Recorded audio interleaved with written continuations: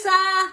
Oh, look at your house. Hang Isa! on. Betty, I'm here. Oh. Hiya. Hey, wait till I get these head. Oh, that's it now. There's wee Bobo. Hey, Bobo. Hello, Bobo. Oh, look at his wee jumper. Did you knit that?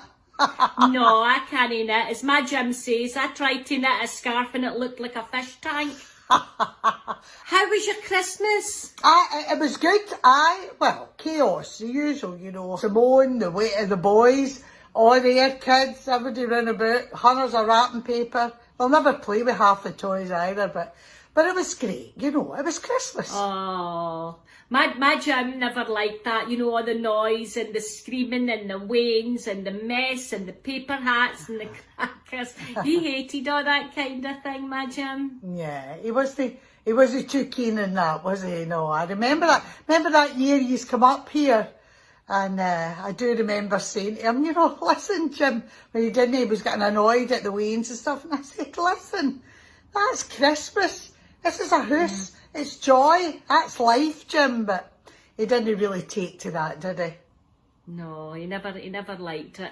And do you know how he never liked a Christmas bird, my Jim?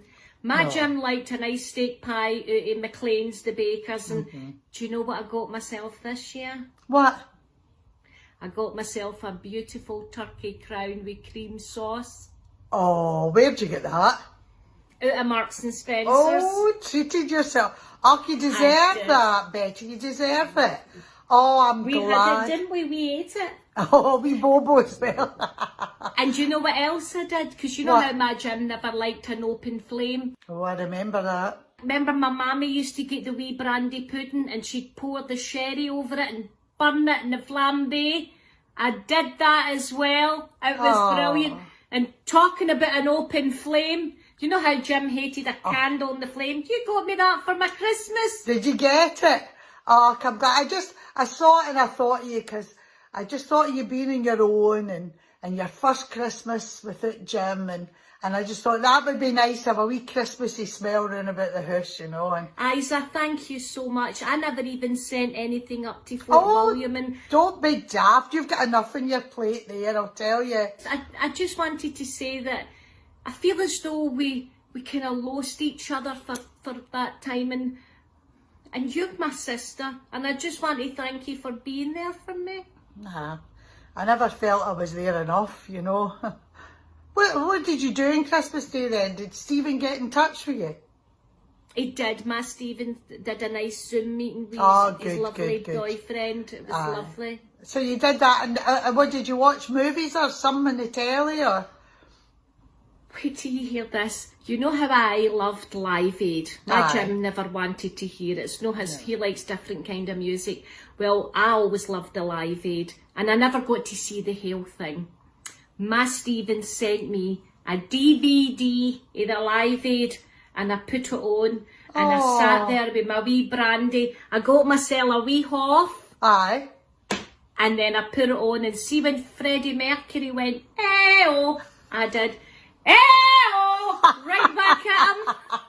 Oh, that sounds brilliant. And you know, you've needed to do that for years, and I always felt it wasn't fair on you, because you were always full of life, and you were funny, and you know, you were always pretty when you were young and all of that. And then over the years, you always loved music. You loved going to gigs and concerts and all that. And not been to one in 40 years. I think the last concert I saw was the Osmonds. That's how long ago it was. I know, but we couldn't keep you away. And then you met Jim, and it was just like, because he didn't like it, you didn't want it anymore. So I'm really glad that you were sitting there in Christmas shouting at the top of your lungs. That's exactly what you needed to do, Betty. I'm pleased for you. That makes me feel better, because I worry about you, you know. I always have. It's been hard. It's my first Christmas on my own without my Jim, and you know. But Betty, can I tell you something? You look lighter. Aye. I don't mean weight-wise, I just mean your energy. When I'm looking at your face, you don't look as worried.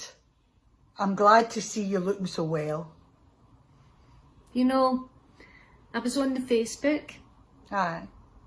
My Stephen got me an iPad, and Your Simone sent me a link and I clicked on it. And it was a video of a lassie talking about coercive control.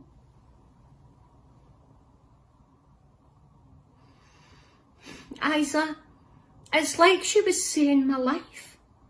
She was talking about not being allowed to see her family, not getting to see her pals, not getting to have any of her own things. And I realised that I let that happen to me, Isa. You didn't let it happen. I've spoken to Simone about this, and I'm glad she sent you that over the years, because I told her what you used to be like, and you know, I don't want to speak ill of the dead, but Jim was a torn-faced, miserable bastard. It was, Isa. Thank you. It was. And you watching that video has made you realise that was you. That was what he was putting you through. And I knew you always blamed yourself, but it's not about you. It was about him. But Isa, I can still hear his voice. See, when I go to get another chocolate biscuit, I can hear him. Oh, another biscuit, fatty. Isa, how do I get rid of his voice? Oh, Betty. I'll tell you. You need to find another voice in your head, and a voice that bloody likes you. I'll tell you what, the next time you hear Jim's voice saying something like that to you, you know what I want you to do? I want you to hear Freddie Mercury, and I want you to just, when you hear his voice, just turn and go, oh, oh, that's it. You do that and drown out his voice. Oh, well, when I'm going for a big bit of Christmas pudding and I hear that, oh, I'm just going to go, you know what, Jim? Oh, that's what I'll do. That's my wee sister. That's the Betty I knew coming back. It'll take you a while, Betty. It'll take you a while, but that's the start of it. And I just hope that thing Simone sent was helpful. You know, that it made a difference. And listen, I'll tell you what. See, this time next year, I want you to come to us. Or you can bring Bobo and bring Stephen. Stephen always loved coming up here. He used to come up and he could see his cousins and everything. That would be great if they... Stephen went up? Aye. Just for a few days at a time. During his summer holidays, he used to just get the bus and come up. I think he told you he was at his pals. He didn't want you to feel bad about him coming, but we loved having him here. That's awfully kind of you, Isa, looking after my boy like that. You're a good sister to me. I've missed you. Well, you were a good sister to me. You still are, Betty.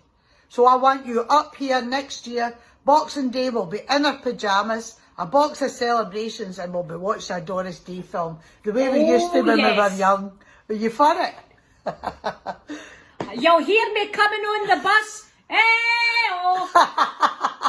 Oh, it's great to hear you do that, Betty. It's so great. And listen, I'll zoom you at the bells as well, right? Just before the bells. Say bye-bye, Bobo. Bye-bye. It's so great to see you, Betty. All the best. I love you. I love you too, Hen. I love you, Isa.